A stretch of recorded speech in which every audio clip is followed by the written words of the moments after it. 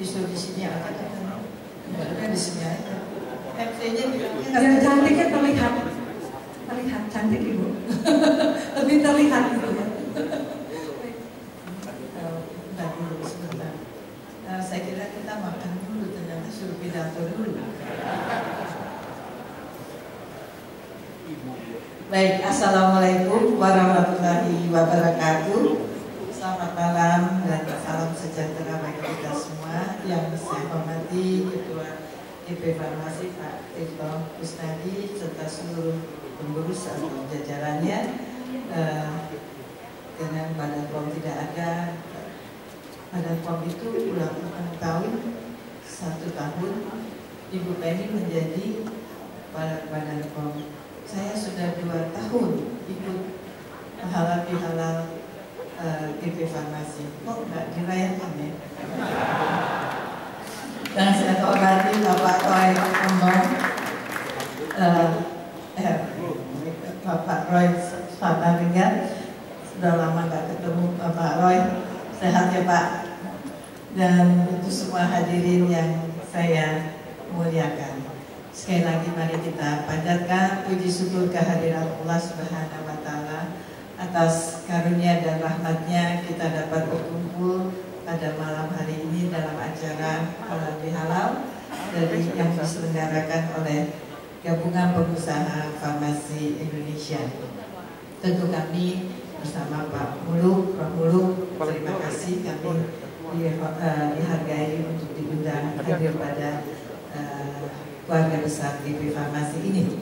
Dan kami juga mengucapkan selamat Hari Raya Idul Fitri 1438 Hijriah, maaf lahir batin. Tadi juga dikatakan ini adalah kesempatan untuk kita saling bermaaf-maafan. Saya kira memang sudah agak lama ini IP Farmasi tidak datang ke Kementerian Kesehatan. Biasanya kita berdebat keras tentang IP Farmasi dan pelayanan kesehatan. Tapi kalau kita pikir-pikir, walaupun tadi keluhan Pak Tirto banyak macam-macam, sebenarnya nggak banyak ya, 3 macam aja tadi. Ini adalah saya selalu mengingatkan, kita ini berbuat suatu perbuatan yang mulia. Kita menolong masyarakat, menolong manusia. Sebenarnya saya gembira dengan adanya jaminan kesehatan nasional. Terus terang saya sangat gembira. Betul, sudah 179 juta pesertanya. Dan memang pemerintah membantu 40% kepada penduduk yang tidak mampu dan hampir tidak mampu. Dan saya kira sekarang sudah 90, nanti kita 94 juta jiwa yang yang dibayarkan oleh pemerintah. Dan yang sudah memakai fasilitas kesehatan hampir sekitar 200 jutaan, 192 kalau nggak salah, yang sudah menggunakan fasilitas kesehatan. Saya kira ini suatu perbuatan yang baik sekali.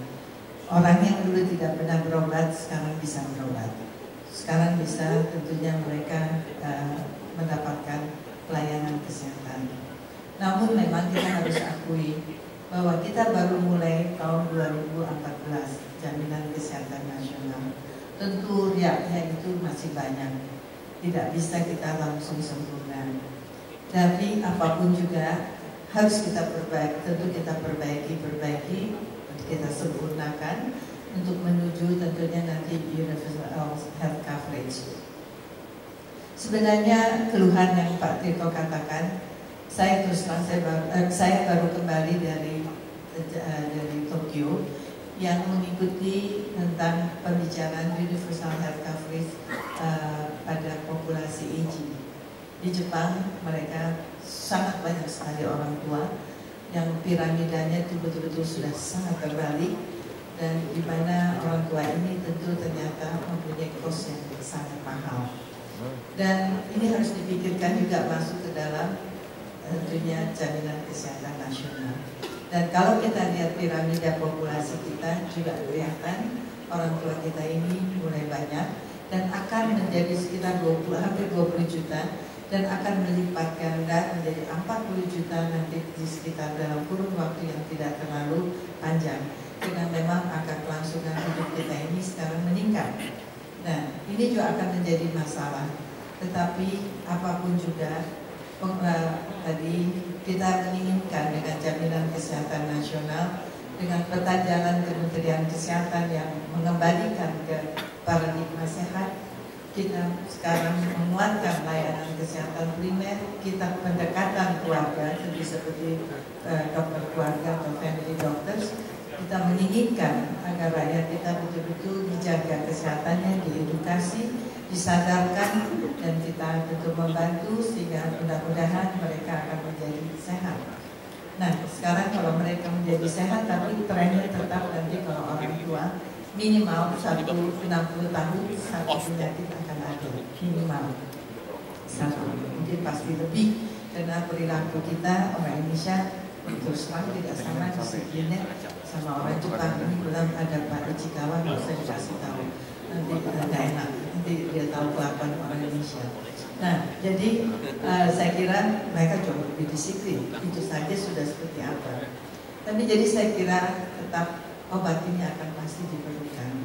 Jadi saya kira Pak Tirto, ya saya selalu menasihatkan pelan-pelan. Saya yakin, apalagi GP Farmasi bisa membuat di tempat yang mewah begini, artinya uangnya masih ada. Masih ada uangnya. Jadi jangan bilang kayaknya sudah habis sekali gitu.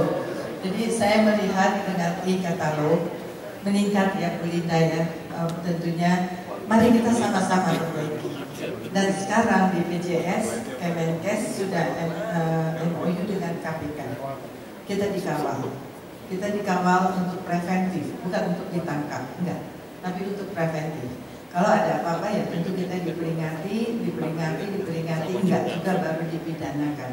Nah, juga kita akan melihat bagaimana mencoba membuat terobosan-terobosan. Saya baru tadi siang, Pak Sekjen saya pulang, Pak Untung, dari Saudi Arabia. Saya terima kasih, mungkin ada yang datang dari Kimia Farma. Saya kira direkturnya baru, saya belum kenal, belum pernah sowan. Jadi Kimia Farma ini masuk sekarang ke Saudi Arabia, sudah tanda tangan. Jadi ada joint venture perusahaan, jadi obat-obat kita masuk ke Saudi Arabia. Saya sangat mendorong. Nah, karena saya juga mempunyai kesempatan untuk persiapan haji, saya melihat di sana jumlah haji kita sekarang meningkat lagi 221.000, belum umroh. Setiap tahunnya itu kurang lebih hampir 2 juta manusia Indonesia yang pergi umroh, belum TKI atau TKW di sana, dan mereka tentu tetap masih memerlukan obat-obatan yang saya harapkan ada sedikit tulisan Indonesianya. Dan dengan dua medical group, ya betul ya Bu Linda, dengan perusahaan dua ini, selain obat-obatan tadi nanti Kimia Farma masuk ke dalam Saudi Arabia, juga Pak Sekjen tadi mengatakan ini juga merupakan titik untuk entry untuk dikirim lagi atau disebarluaskan di daerah-daerah sekitar daerah Semenanjung Arab. Jadi saya kira ini suatu terobosan yang baik yang harus kita pikirkan. Jadi artinya balance, kita keluar dengan menjual dengan dolar, ke dalam kita menolong masyarakat. Saya kira ini yang saya maksudkan Pak Tito, supaya kita balance di sini. Dan kemudian saya mau mendorong lagi mereka untuk membuka klinik di samping apotek-apotek. Jadi mereka akan mengisi 30 outlet, sekarang baru 30, itu apotek di Jeddah, Madinah, Mekah. Tapi saya kira saya juga akan mendorong mereka boleh di samping apotek boleh membuat klinik. Jadi maksud saya jemaah itu tidak direct harus ke kita kan mempunyai balai pengobatan yang seharusnya juga tidak boleh oleh government di sana, tapi kan bisa kalau masuk klinik dulu screening, beli obat misalnya batuk saja atau apa dan sebagainya. Tapi kalau yang berat baru masuk ke kantor kesehatan haji Indonesia. Kalau tidak bisa diatasi di HCU, kita baru kirim ke rumah sakit Saudi Arabia. Nah, ini satu terobosan yang mungkin saya jelaskan, saya ceritakan. Kita boleh pikirkan. Mungkin inovasi-inovasi baru yang kita buat untuk mencoba menaikkan farmasi ini. Ibu tadi saya berbicara sama Ibu Linda, ternyata kita ini sebenarnya besar di ASEAN, yang terbanyak. Mungkin karena penduduknya juga banyak, Indonesia terbanyak. Tapi saya kira ini juga peluang. Kalau kita mau berbuat mencoba untuk mengisi di ASEAN ini, dan saya kira juga selain itu, selain jumlah penduduk, saya kira pertumbuhan industri pun di Indonesia ini tinggi untuk ASEAN. Dan yang saya bangga, 70% kebutuhan obat ini sudah ada dari dalam negeri. Ingat nggak? Mengancam akan memasukkan obat dari luar negeri karena dia bilang obat di Indonesia mahal dan sebagainya. Lebih baik farmasi mati katanya daripada rakyat saya mati katanya karena obat mahal. Saya bela terus. 4 kali saya ingat saya dimarahin terus di depan sidang kabinet. Pak Roy juga ingat.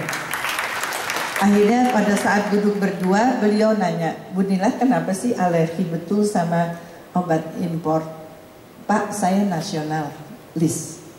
Saya nasionalis, Pak. Bapak tolong Pak, kalau farmasi kita mati, suatu hari obat yang dari impor itu bisa juga akan meninggalkan Indonesia karena dia merasa diperlukan obatnya di negerinya atau dia akan lebih untung di negeri lain. Kita makan obat dari mana Pak? Gak ada sama sekali. Itu kata-kata Bu Linda. Dari mana? Mati kita, rakyat kita juga. Jadi farmasi di nasional ini harus dipertahankan Pak. Memang mereka punya kelemahan Pak. Yaitu yang saya bilang 70 tahun udah merdeka, bahan baku obat masih impor aja. Nah itu dia satu tuh kelemahannya. Tapi saya bangga sekarang sudah mulai Kimia Farma sudah buat juga garam farmasi dan janjinya yang di Cikarang akan ada 14 bahan baku obat sudah jadi atau belum. Nanti saya sidak ke sana melihat jadi nggak tuh janjinya katanya 1 tahun dulu Pak ini kan Pak Rusdi 1 tahun jadi Bu, 8 bulan juga jadi Bu. Ntar dulu ini udah berapa bulan, udah mau melahirkan dia belum juga nanti. Tapi janjinya mudah-mudahan terjadi dan saya tahu beberapa farmasi juga sudah mulai membuat bahan baku obat. Mudah-mudahan terobosan-terobosan seperti ini tolong diperhatikan. Dan Pak Roy, saya baru ketemu Pak Gobel kemarin, Rahmat Gobel. Beliau bilang, Bu Nila mana jamunya? Kenapa kok jamunya udah berhenti katanya. Keliling jamu di kementerian. Terus saya kira betul. Itu juga barangkali saya titip lagi obat-obat asli, tanaman asli Indonesia kita ini angkatlah. Apakah kita senang membeli obat suplemen herbal buatan dari luar? Saya tahu mungkin sulit, tetapi kenapa kita tidak coba? Saya kira ini juga saya suatu hari naik kapal terbang sama Pak Jokowi. Terus kenapa ngomong? Terus saya bilang saya minum temulawak Pak. Terus oh ya saya juga, dia bilang saya minum temulawak. Tapi saya minum kapsul Pak. Dia tahu, dia bilang itu kurmina ya. Saya minumnya kurmino soalnya itu. Nah itu dia jadi suka bingung. Oh jangan Bu Nila, beli aja. Murah, saya beli 10.000, saya rebus, sedikit tambahin jahe, tiap hari saya minum. Saya kira ini manfaatkan. Presiden aja mau minum obat tanaman asli Indonesia. Kenapa kita tidak mau buat terobosan? Mungkin untungnya sedikit Pak Tirto, tapi tetap nanti bisa kita duduk di tempat yang lebih mewah lagi dari sini. Emang mulai turun dulu di Sangrila, bukan Sangrila, dulu di hotel apa ya?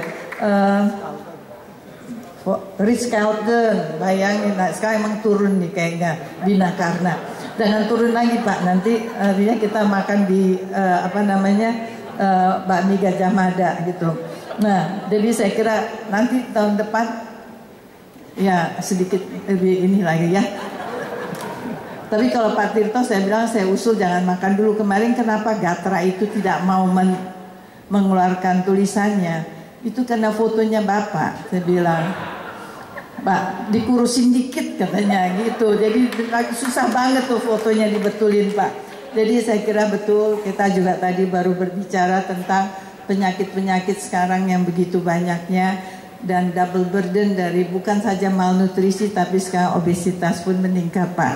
Jadi NCD ini hati-hati kita. Dan sekali lagi saya bangga dengan sekarang dengan 70% farmasi sudah berada di Indonesia, tapi tolong barangkali saya nggak begitu mengerti tentang transformasi barangkali ya Bu Linda dari yang berbasis riset. Silakan Bu.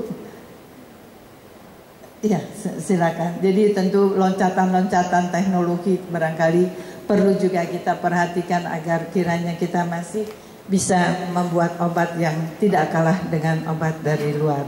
Mudah-mudahan Pak Tirto dengan BPJS kami coba, dan tadi satu Bu Linda juga titip ke saya, kita tetap tegas kepada apotek rakyat. Saya kira yang tidak benar kita tutup, harus kita sudah mengeluarkan peringatan ini sudah berapa kali kita lakukan dan mereka harus mengubahnya. Insya Allah kata Bu Linda dengan e-farmasi jadi atau e-apotik ya Bu Linda, jadi semua itu harus beli kepada apotik. Mudah-mudahan ini akan jauh juga lebih menolong lagi kepada obat-obatan di Indonesia ini. Mudah-mudahan insya Allah kita tetap selalu harus maju. Barangkali saya mengingatkan sekali lagi, saya yakin kalau kita berbuat niatnya adalah niat yang baik, niat kemanusiaan, insya Allah akan diberikan jalan. Dan saya kira mudah-mudahan Pak Tirto pengurus farmasi nanti tentu baju seragamnya tetap akan ada. Terima kasih. Wassalamualaikum warahmatullahi wabarakatuh. Waalaikumsalam.